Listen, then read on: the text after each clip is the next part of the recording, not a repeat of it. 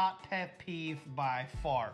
Remember, she doesn't know these. Or when they're walking and they're tracking it all the way back up the toes. Their feet up on the... Hey everybody, Benji here. And Teeny. With Here for a Moment, and today we are excited because we're going to do something that we've never done before, but it is travel related.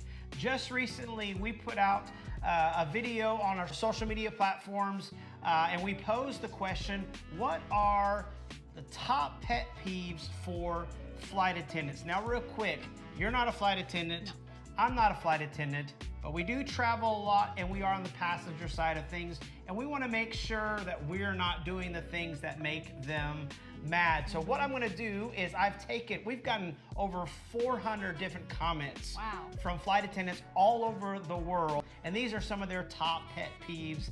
I hope we're not guilty. Actually, I think I am guilty of one of those. You don't know any of these, so I'm going to be reading them off to her and see what she thinks about. All right, y'all ready? Yeah. All right, so let's look at our number one here from Kat, who is a friend of ours on social media, who is also a flight attendant. She says, passengers, can you take my trash? She says, me, working on a beverage cart. So, passengers that are ready to give up their trash while they are going through the aisle, handling food or doing drinks. I think that's pretty gross. Like, it needs to be separated.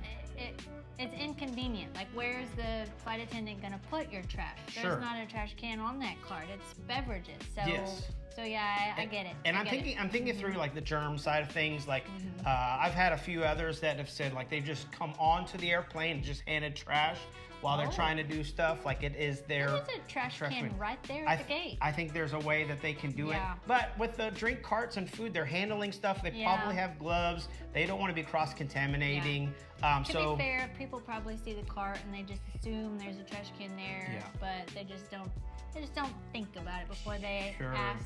I'm on the flight attendant side. Don't give them their trash until they're going through the aisles and they have trash bags and probably gloves for that. All right, we are on to our second one, and this is from Daydreamin' Lolly. Okay, I believe she is a flight attendant as well, as it sounds like.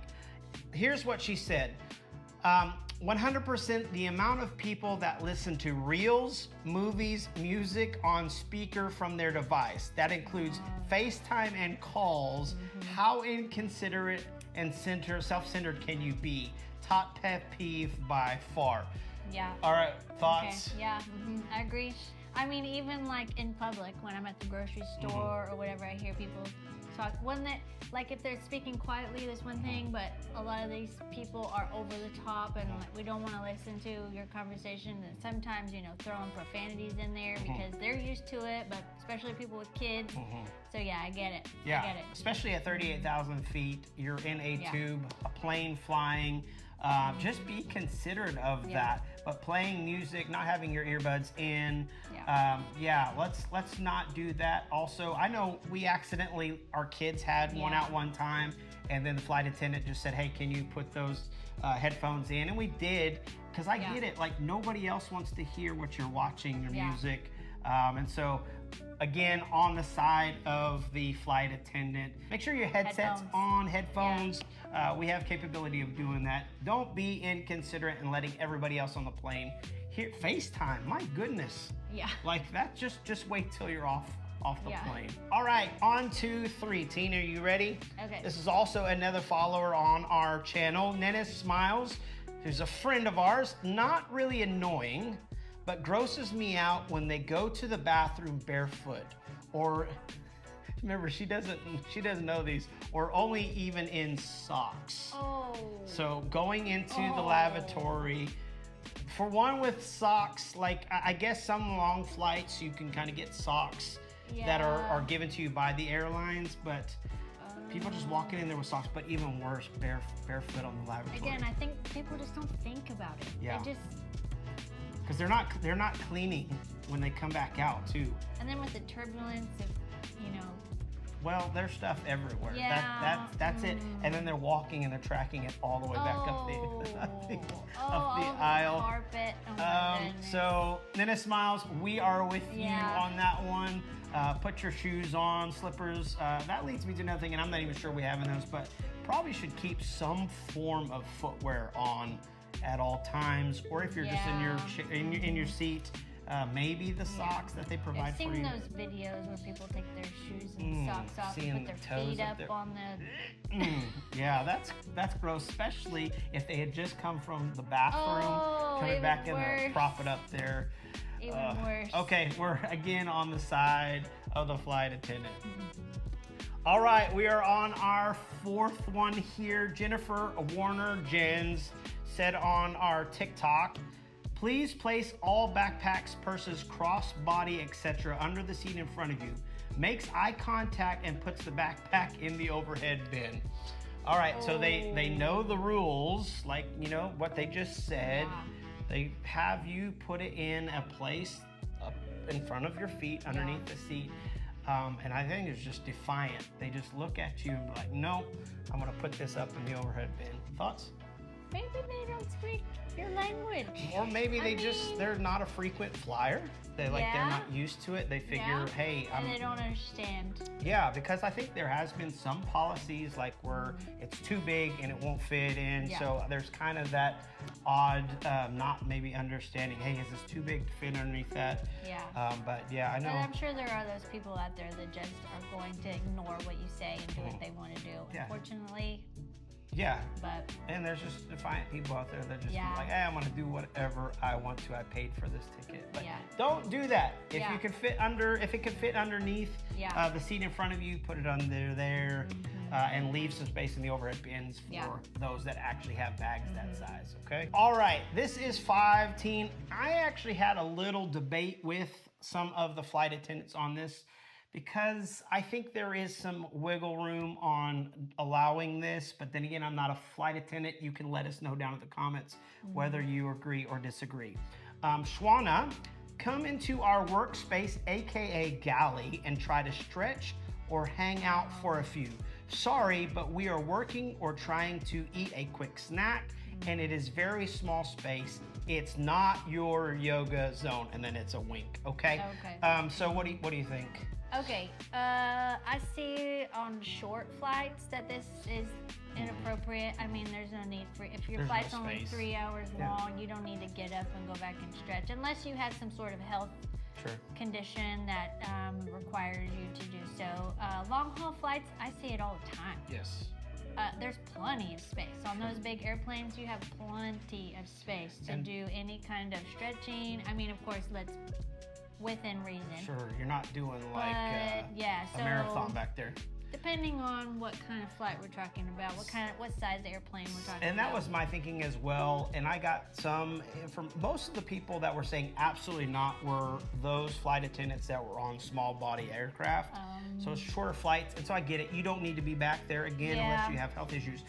But on long hauls, I mean, we've got flights up in the air now that are up to 17 hours and they provide things. But I was specifically talking about like us going to New Zealand, whether it be a 12 or 14 hour flight. And when we went to Fiji the other day, about the 8th hour, like nobody I saw was back there. I just went back there just to get some circulation, stretch the back a little bit, but obviously being aware it is their workspace, being considerate of the flight attendants if they're back there. But there has been times that I've been back there and they haven't been there. And I've also known some flights and some airlines, they will put snacks back there, just so that you can go back there, grab a drink, grab some snacks. So it's kind of a little social area, but again, like anybody's workspace, don't overstay your welcome. Go in there, get what you need to do. Yeah, like read the room, right? Sure, like if it's a tiny area, don't go in there and do your stretching and take up all the space. I mean, that's just inconsiderate. Especially if they're trying to get prepared for breakfast or dinner or something like that. Just stay out of there if you can. But honestly, I don't see any issue middle of the night flight when nobody's back there going for 2 or 3 minutes just to stretch and walk a little bit. So, all right, let's look at another one. Miss Battle. This one's funny. not closing the lavatory door when you're done. Y'all be stinking it up and the smell lingers. I hate that also as much as everyone has mentioned, which I won't go to the other part of that because that will be further on here. Yes, so leaving the lavatory door open after you've just destroyed it. Don't do that. Nobody wants to smell that stink. Yeah, I agree. I have no comments, but I agree. And it seems even worse, like on international flights when you're 10 hours in, people start to stink a little bit, and that just does not help. So close the bathroom lavatory door, all right? All right, here's another one, and this is a pet peeve of mine, even though I'm not a flight attendant, but it happened in my retail space when I used to work in retail. Listen to Sayre. Snapping to get attention, waving and touching. That was the kind of the back end of my last one there. I just didn't get into it. I knew it was coming. And so, yeah, snapping and trying to get your attention rather than calling the call button or say, excuse me, ma'am, excuse you, sir. That brings back a lot of memories of people snap. Don't ever do that. That's just rude. There's a button that you can call or just try to get their attention without touch. It's never, ever acceptable to be touching flight attendants. Honestly, out of probably the 400 comments that we got, touching the flight attendant was like number one. Wow. That I didn't realize that this happens all the time, and no, don't do that in any space, right? Yeah. Well, I've been guilty before of like, but if it's depending on the situation, I'm like, oh, I'm sorry, I didn't know like this. Yes, but I guess I don't think about it. People don't like that, so yeah. And it's not that you're just being mean or it's just our Southern hospitality, perhaps leading over. But yeah, they don't want to be touched, and I totally get it. I do. I understand. The other side of this, it says not locking the lav door and not flushing the lav, not washing their hands, and not closing the door on the way out. Okay. All right, we got a couple more that we are going to get to. All right. I am Nonem says blaming the flight attendant for delays and canceled flights. Remember, we are not paid while the door is open. We want to leave way more than you. Can you see that? Like people just blaming flight attendants. They have no... Because they're mad, so they gotta be mad at somebody, and unfortunately, they're right there, and they have to listen to everybody's irritation. So y'all are the front line in regards to people's irritation. And we apologize for that because y'all are the first ones. But yeah, you don't get paid until they close those doors and y'all get up in the air. And of course you want to get to the next destination as just as much as everybody else does. And so I get how it can be pretty hostile at times with people just being inconsiderate, not nice. And so, although we don't do that, we try to be as kind as possible because we know you may be on leg 2 or 3 and you're exhausted as well. But again, no room for people to be taking it out on y'all. We apologize for those people. For those people, it is what it is. And we go into flying understanding there's a lot of moving parts. And so if we're late, we understand this. Again, it could be weather, it could be mechanical, it could be a lot of different factors. And it's definitely not y'all's issue. So, all right, maybe one more here. Aisle donkeys is this individual's name. Another flight attendant, I guess. They work hard. I'm guessing that's where they're getting it, the aisle donkeys. All right, so getting up and in the way while carts are in the aisle. Emergency happens, or emergencies can happen, but not every bathroom visit is an emergency. And poking us instead of using your words. So again, if you don't have to be up in the aisle, I get it, like they said, if there's emergencies. But I do see it a lot, even on the short haul flights that we've been on, like they're coming through with the drinks and orders. And sure enough, people are popping up like, hey, I need to go. So, yeah, try to stay out of their way. There's only so much space. Yeah, I agree. And if it's not a... And they're usually pretty quick. Like, you can hold it like maybe 10 more minutes and then get by just fine. Especially, like you said, on the short flights, they're pretty quick. Like, I know with Southwest, like, they're going to get your drinks and then they'll step aside and then come back out. So maybe like 5 minutes. Or if that, you know, they're usually pretty fast. Absolutely. Maybe one more and then we'll call it quits. If you've enjoyed this content, then maybe we'll do a part 2 of this. But sticking arms, feet, legs out in the aisle on overnight flights. I trip all the time. I know it is uncomfortable, but it's dangerous. I can't see over the tray I'm carrying. Okay, so obvious, but not so obvious for some people. Yeah, like I saw some people that were sitting next to us on our last long haul flight.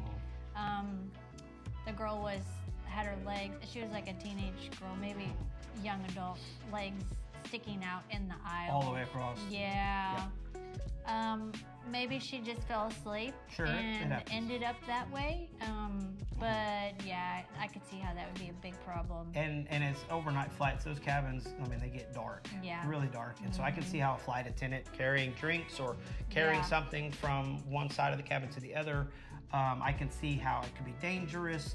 Plus, if there's an emergency, but we try our best, even with our daughter, because she was tired on the way to Fiji and her head kind of popped out. And so we're just trying to keep her out of harm's way, especially if a cart comes through. I get it. It's uncomfortable a lot of times on those flights. You just try to make it as best as you can. Yeah. But you got to stay out of the walkway or the aisle because it's just not safe. All right, so we went through some of those there. In fact, we got tons more. So if you would like to hear more flight attendant pet peeves, we can do a part 2, part 3, part 4. Let us know down in the comments. Also, if you agree or disagree on anything that we've talked about, we do all things travel related, whether it's travel vlogs, hotel and resort reviews, tips and tricks for families traveling, also theme parks, you name it. We just love travel and we want to meet other fellow travel enthusiasts. And we thought this would be a fun idea because we had such a good response to our social media posts about pet peeves from flight attendants. So until next time, did you enjoy that? Yeah, that's good. Thanks for participating. I can't wait to hear the rest of them. There's a lot of really strange ones. I think we're just getting started. Yeah. So again, thank you, and we'll see you next time. Bye. Also, check out these videos we got for you.